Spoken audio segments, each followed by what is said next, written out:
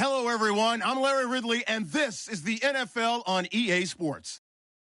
Today's game features a very good pass rush. The Saints are top 10 in total sacks, and they'll be up against a Falcons team that will need to deal with that all game. With that, let's get you out to the Bayou. We're standing by as our commentary team of Brandon Guyton and Charles Davis. First opened back in 1975. There's a look inside the iconic Mercedes-Benz Superdome in downtown New Orleans. Today, it's a Week 14 matchup that should be a good one between the Atlanta Falcons and the New Orleans Saints.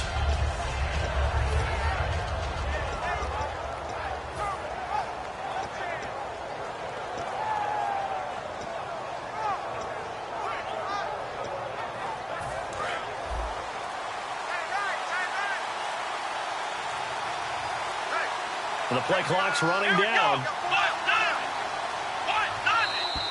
Now problems right out of the gate. We're going to get a delay.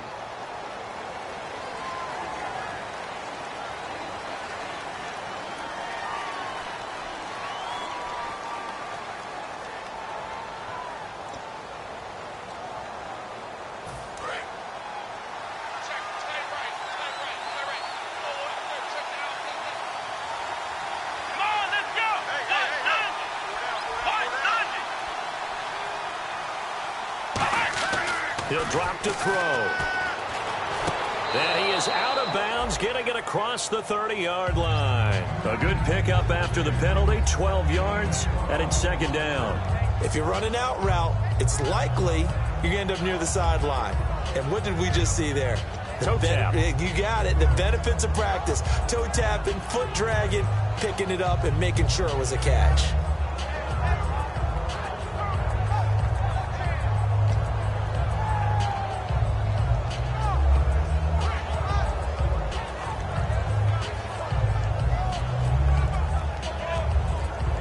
They'll need to get the play off quickly. Play clock down to 3, and we're going to get a timeout here. They'll have 2 remaining as we step aside here in this first quarter.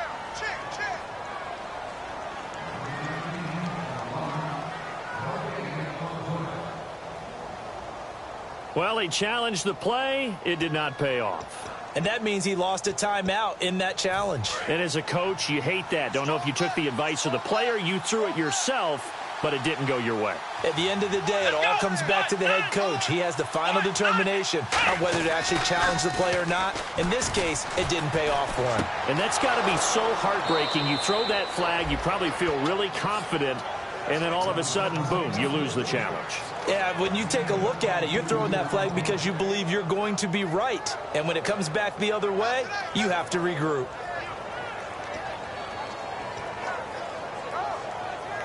So after that big play, let's see if they can catch their defense maybe on their heels.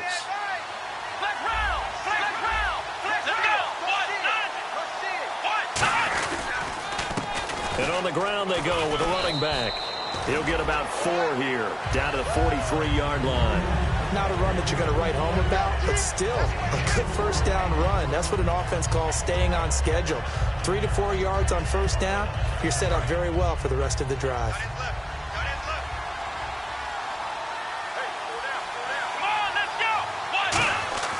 They'll set up a throw. Sliding out of the pocket. Over the middle, and it's incomplete. The wide receivers, often a very, very talented group, and that's the case here. And they don't mind showcasing it either. Those guys love to be flashy, love to make big plays out in the open field. They will attempt to do so in this game. And the line to gain here is the 37 on third down.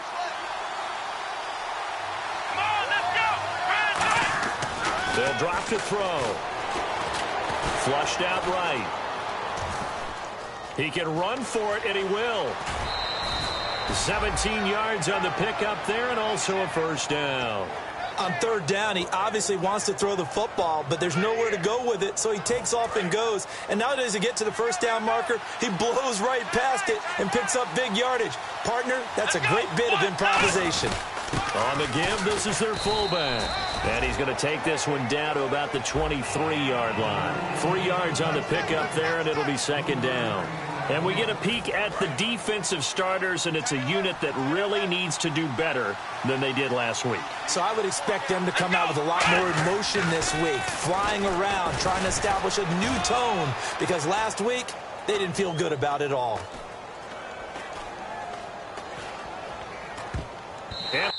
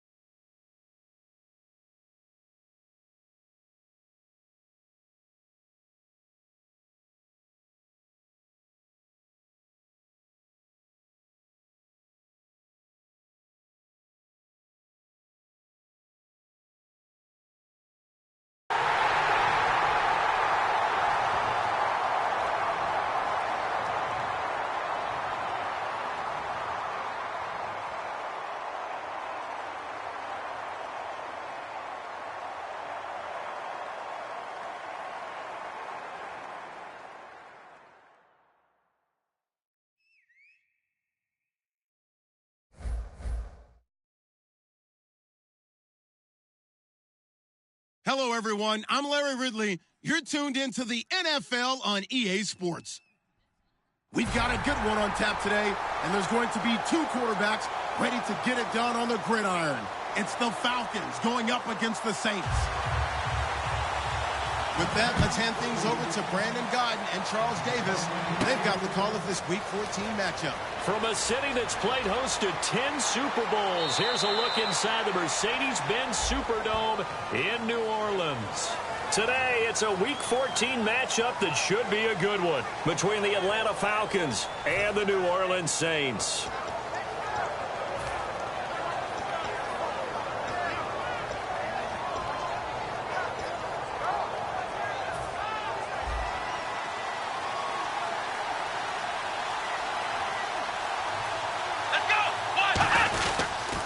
Now a handoff here to his running back. And he'll get this one across the 20, but only up to about the 21. So a little grabbing there, but this time it goes against the offense for holding. For me, that was an example of why offensive linemen might want rearview mirrors at times, because you have your assignments to block, but if you can see what's going on in the backfield and maybe the guy carrying the ball is headed in another direction, it might change what you do up front. But if they can't... And he's going to go down. Back at his own 5-yard line, it's a sack. Well, if an offense is going to throw the ball in this part of the field, any pass rusher will tell you that's his favorite part. Gets a chance to get after the quarterback. It's almost like a reverse red zone. They can create points using their defense, and this time they take their man down. From deep in their own territory, they look to throw. He's going to fire one deep, middle of the field, and he's unable to grab it. Thought he might have had position, couldn't hold on, third down. And the quarterback, he's got some big threats at wideout.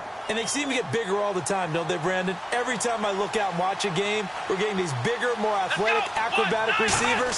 We have some today. Now on 3rd and long, they'll look to throw. And he dropped it. Now it was tipped, altered the ball a little bit, but he dropped it. And now 4th down. Anytime a ball's thrown in the middle of the field and it's popped up in the air, I expect someone to catch. It doesn't matter whether it's offense or defense, because there's usually a great amount of bodies in that part of the field. In this case, no one came up with it. And a fair catch called for and taken right on the midfield stripe. A 40-yard punt, no return. And the Saints will have a short field in front of them. They take over here, 1st and 10.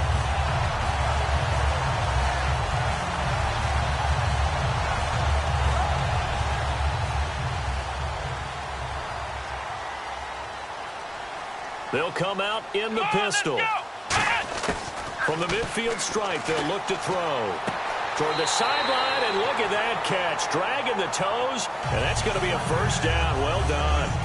First down coming there on the intermediate passing play. That's been a point of emphasis, they told us in practice, using those medium routes to keep the defense off balance. And it wasn't just them telling us. We got to watch them practice it and work on it because they've been trying to fine-tune it and get it right before this game. And I think they have to be happy with the result. Into double coverage, and it's intercepted. A great read, and it's picked off. And he brings it back to right around the 26-yard line. Here comes the Falcon offense now as they get set to take over here. And a 3-and-out on that first drive. We'll see if they can do better here. They should have a better opportunity because the nerves should be settled now. That first series, everybody goes out with a little extra emotion. So now they get a chance to go back out and say, okay, now we're into the game. Let's go play and play as best we can. You almost get a mulligan then on that first drive? Sometimes it absolutely serves that way. You get a second opportunity. Nothing big happened. But then again, you didn't commit any mistakes either. Off you go. And now a carry here for their fullback. And not a whole lot doing there as he'll get it up to about the 28-yard line. Give him a couple on the carry there, 2nd and 8. And here are the defensive starters, and their coordinator is hoping that they have short-term memories from last week. A very tough week indeed, Brandon. All they want to do now is be solid right out of the gate. No big plays given up early.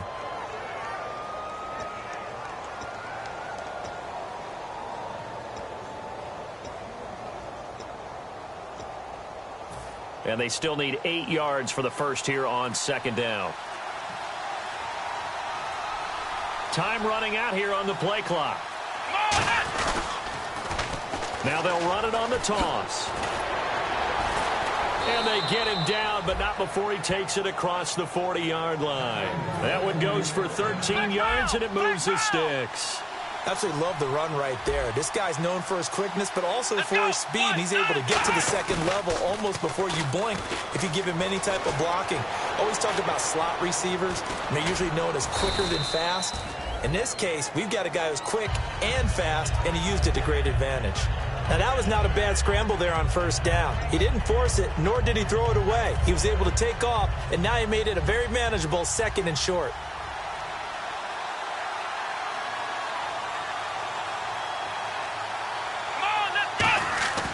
Now they'll switch it up here and look to throw. They'll roll him out right. And he's got room. And he'll be brought down at the 45-yard line. It's a 9-yard gain, and it keeps the drive moving.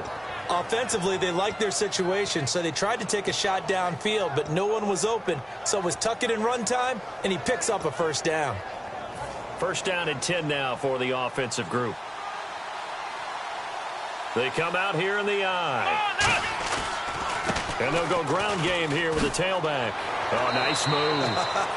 A solid run on first down. Gain of 7 leaves him with a 2nd and 3. This drive is turning into an extended one, and the guy carrying the ball, he's becoming more like a body blows guy. Every carry is putting some damage on the defense. So after a while, I'm not too sure how many guys are going to want to run up and tackle him. Now before this 2nd down play, we'll get whistles and a timeout. They'll have 2 remaining as we step aside here in this first quarter.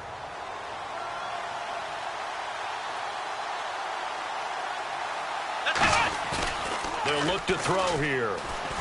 On the move to his left. And some room to work. And he'll work it inside the 30 to the 29-yard line. It's an 8-yard pickup and leads to a new set of downs. Well, he did a nice job keeping his eyes downfield, waiting for someone to get open. But once the pressure forced his eyes down to see the rush, it was time to make a break for it.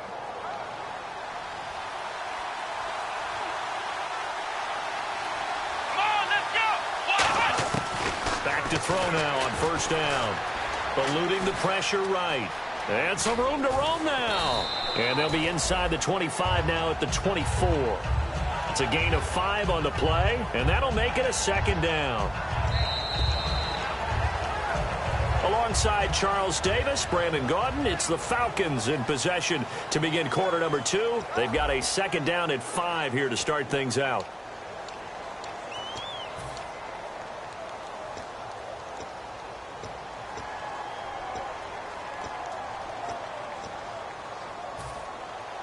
And on the outside, they're playing press coverage.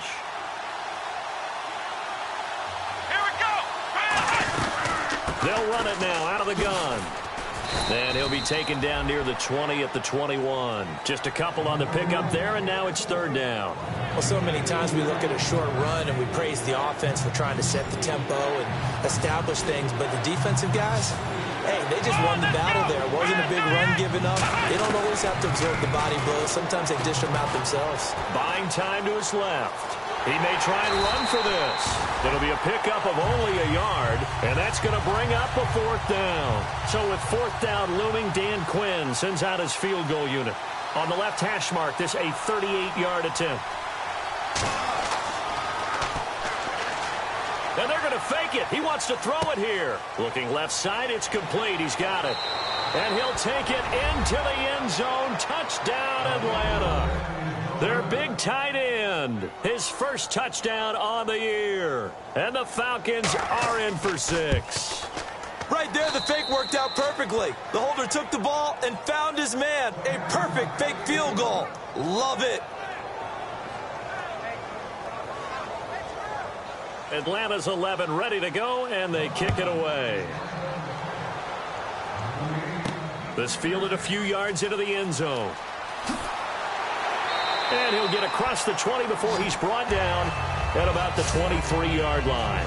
Out onto the field comes New Orleans. And following the interception, just any interception, are you a little bit more cautious when you start that next drive, or no, you just throw that out the window? I think you are. I don't think that there's any way you can run back out there and go, totally didn't affect me. Let's just go ahead and be loose with the football again. You're going to take care of it, but you have to be careful about being too cautious because now you can't run any offense at all. Still want to attack. We'll see how they attack him here. Looks like the defense in press coverage here.